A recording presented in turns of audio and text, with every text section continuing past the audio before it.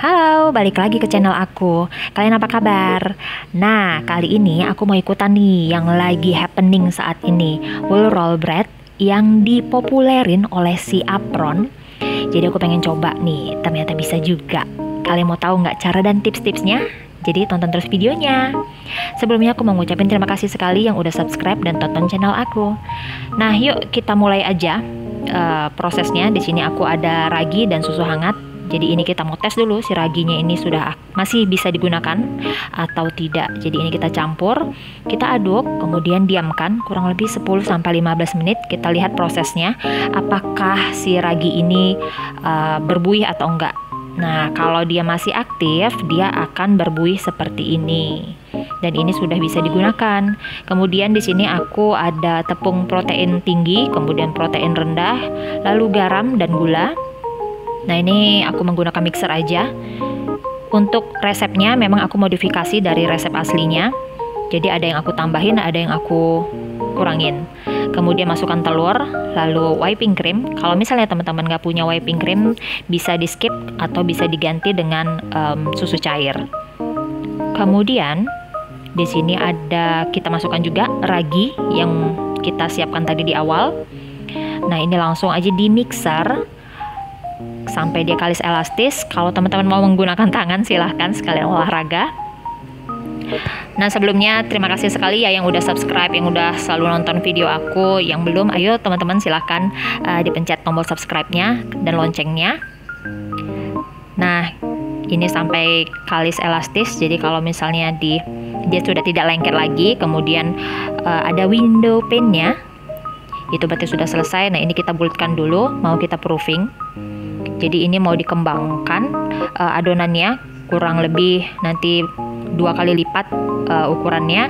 Untuk lamanya itu tergantung dari suhu ruangan teman-teman masing-masing. Jadi kalau aku ini sampai kurang lebih 30-40 menit, bisa jadi di tempat kalian lebih dari itu atau kurang dari itu. Jadi tergantung panasnya suhu daerah masing-masing. Nah, ini jangan lupa kalau di proofing itu harus ditutup. Mau pakai plastik boleh atau pakai lap bersih juga boleh. Jadi biar dia tidak kering.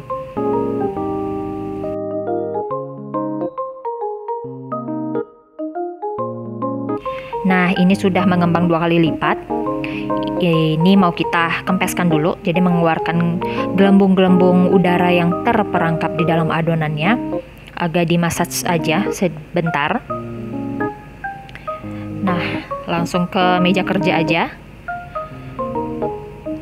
Ini aku buat untuk 2 resep. Jadi kurang lebih 600 gram terigu ya. Nah, ini aku bagi 2, jadi aku buatnya tuh untuk 2 loyang. Ini termasuk lucu ya bentuknya, jadi memang seperti wall kalau kita gulung gitu. Nah, ini aku bagi 2 karena aku ini aku buat untuk 2 resep. Jadi ini untuk 1 loyang, yang sebelah sana juga untuk 1 loyang, jadinya 2 loyang. Nah, ini kita bulatkan. Ini kita simpan di dalam plastik atau di dalam lap bersih, jadi biar dia tidak kering.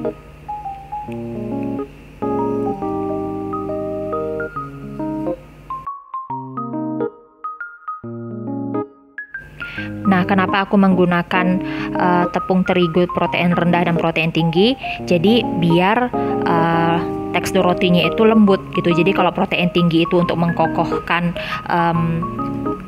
pondasinya. Nah, protein rendahnya itu untuk melembutkan teksturnya gitu. Tapi terserah teman-teman sih mau menggunakan protein tinggi semua atau di mix seperti aku, nggak masalah. Nah, lalu ini 1 buletan yang tadi kan aku bagi 2. Nah, ini 1 dibagi menjadi 1, 2, 3, 4, 6. Atau kalian boleh baginya seperti ini atau enggak ditimbang. Jadi misalnya dalam 1 bulatan itu beratnya sekitar 300 gram, maka kalian mau bagi berapa? Bagi 5, berarti 300 gram kalian bagi 5, masing-masing berapa gitu. Atau enggak pakai cara aku tadi biar ekspres sih gitu. Tapi mungkin beratnya tidak sama rata sih antar bulatan. Nah, ini di rounding. Jadi ini fungsinya untuk mengeluarkan bubble-bubble yang ada di dalam, kemudian membuat seratnya itu lebih halus dan padat gitu. Nah, ini dipipihkan, kemudian digilas menggunakan rolling pin. Jadi semua tadi bagian yang sudah dipisah tadi, satu bulatan dipisah jadi 6, itu di rounding semua, kemudian disimpan di bawah plastik atau di bawah kain lap. Lap bersih ya, jangan lap bekas tangan. Nah, sambil menunggu masing-masing di roll seperti ini, jadi itu disimpan dulu di bawah plastik atau enggak di bawah kain lap. Nah, ini caranya seperti ini, dipipihkan, kemudian kita sisir. Nah, itu dipotong halus-halus seperti itu, jangan sampai halus-halus sekali karena aku buat 2 kan. Jadi yang satu tuh lebih halus dari ini, itu jatuhnya malah nggak kelihatan setelah dipanggang. Jadi malah menyatu-nyatu dia jadinya. Jadi tidak seperti tidak seperti wool.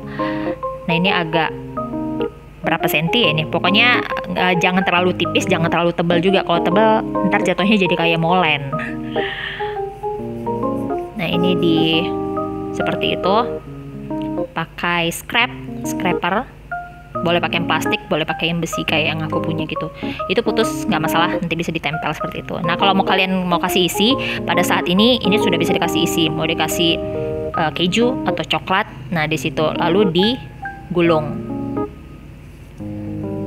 Nah, digulung seperti itu, yang rapi. Nah, lalu letakkan ke dalam loyang bulat.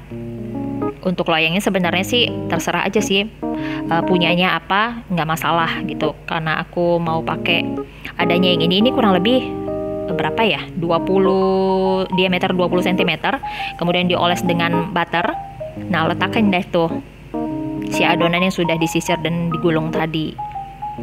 Nah, itu pada saat menunggu seperti itu tetap harus ditutup dengan plastik atau enggak dengan kain. Jadi biar dia tidak kering nanti hasilnya. Nah, ini tadi ngerounding itu seperti itu. Jadi jari kelingking tidak boleh terangkat dari meja. Tuh. Begitu yang aku pelajari. Jadi dia meroundingnya juga harus searah. Jadi biar seratnya itu juga cakep gitu di dalamnya. Nah, ini digiles, lalu dipotong-potong gitu, disisir pakai scraper.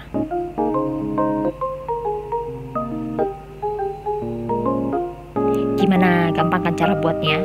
Oh ya, kalau misalnya pakai wiping cream itu kan teksturnya lebih kental daripada susu cair. Nah, jadi kalau misalnya kalian mengganti wiping cream dengan susu cair, jumlah susu cairnya jangan sama persis dengan wiping cream gitu, karena jatuhnya jadi encer sekali.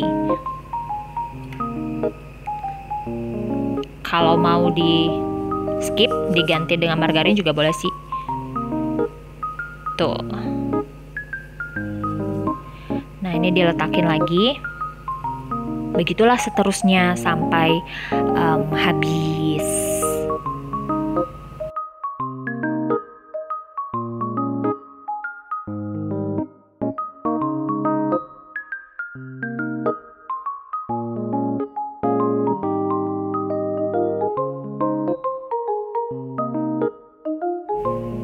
Nah, ini udah selesai. Ini aku mau proofing dulu.